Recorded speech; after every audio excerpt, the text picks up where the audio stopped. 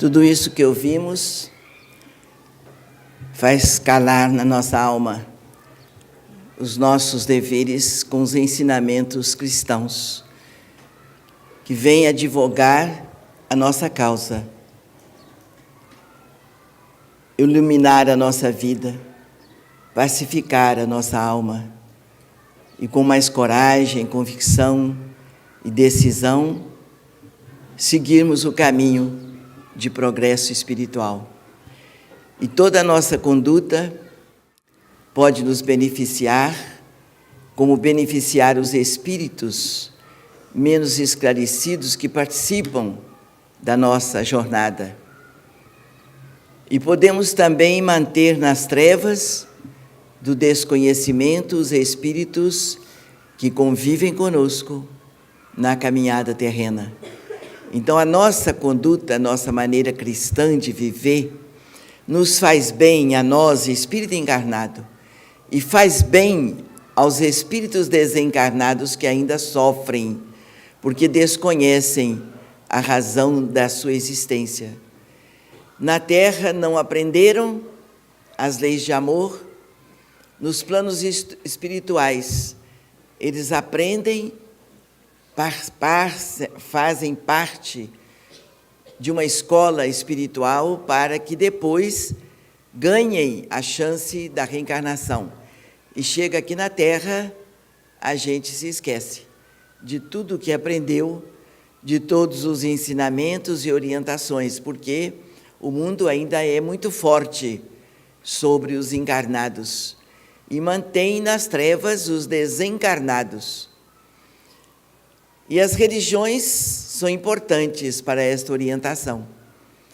Ela deve esclarecer, ensinar as leis de Deus e amparar as pessoas para que elas consigam respeitar, vivenciar, quem sabe, as leis que o Pai nos mandou através de Jesus. Sem esta conduta, à luz da doutrina espírita, os sofrimentos vão crescer.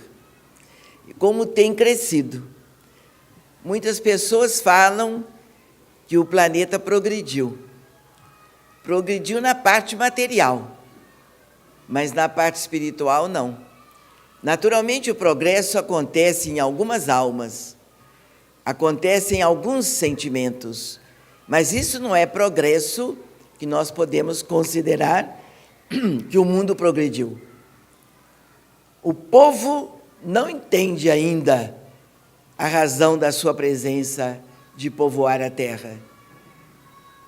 E nós temos que falar sem nos cansar. Não só falar, mas exemplificar. Quem puder observar e seguir, é felicidade para todos nós. Quem não aceitar e não conseguir realizar alguma coisa do que aprendeu, vamos aguardar que novas encarnações terão e teremos. Mas o dever da doutrina espírita é passar de uma maneira afetuosa, equilibrada, consciente, as lições que o Evangelho nos apresenta e vivenciar, dar exemplo. E nós vimos há tantos anos lutando para nos melhorar, compreendendo que não temos nível tão bom para transmitirmos o bem pleno que o mundo espiritual nos concede, e vimos observando a falta de evolução, a falta de decisão do ser humano seguir Deus à luz do caminho que Jesus nos deixou.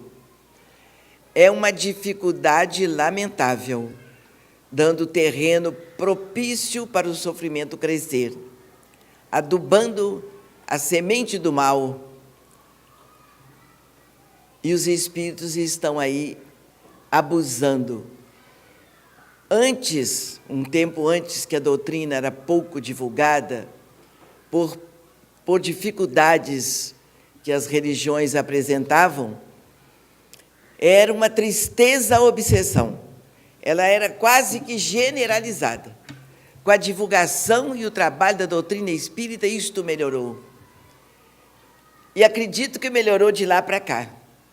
Os espíritos têm ouvido, têm atendido, têm aceito mais e de uma forma melhor do que os espíritos encarnados. Porque os encarnados têm outras preferências, têm outras opções que não sejam o seu progresso espiritual. Então, os desencarnados já estão sofrendo a indolência que eles viveram aqui na Terra. E eles absorvem melhor a orientação espiritual.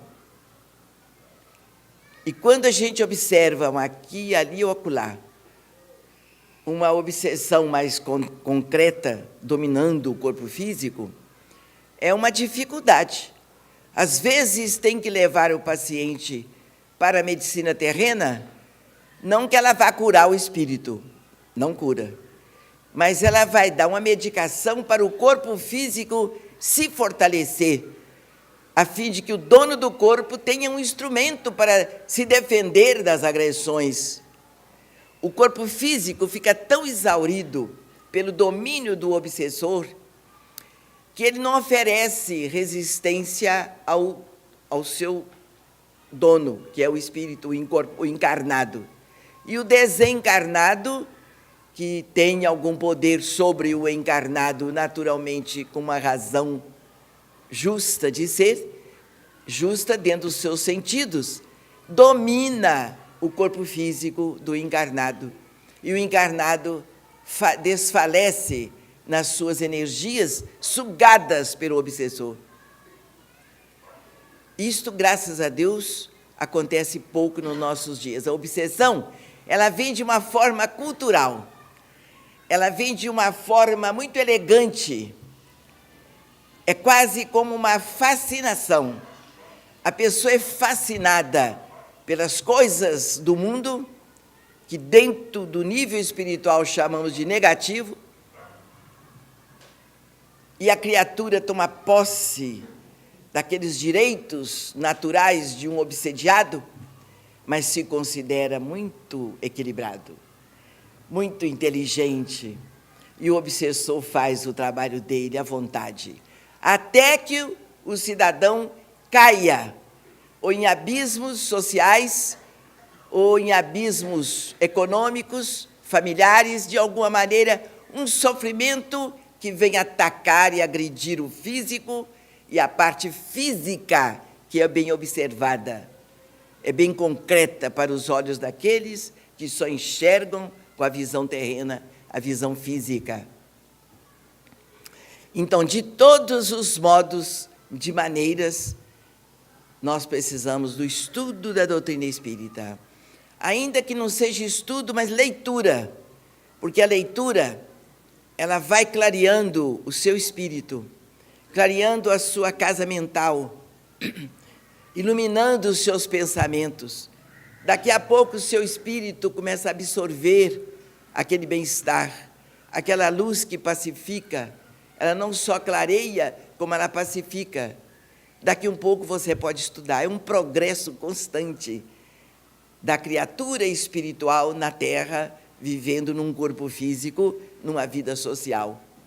Raramente se vê uma pessoa, não tomem susto não, mas raro é se ver uma pessoa plenamente equilibrada.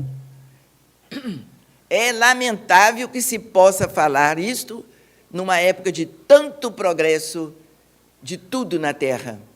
Raríssimo é uma pessoa plenamente equilibrada. Você lida com ela, você vê logo a sua parte de desequilíbrio. E, naturalmente, ela também vê em nós outros o desequilíbrio. Mas quando o espírita perde o equilíbrio, ele percebe. Porque você está acostumado com a luz, é lógico que você não vai se dar bem na escuridão. Se você está acostumado com a paz, você não se sente bem na aglomeração, no tumulto, nas loucuras do mundo. Se você está acostumado a conviver com pessoas educadas, você percebe logo quando uma pessoa é deseducada. Quando você vive no meio dos deseducados, você não vai notar diferença. É semelhança, é afinidade.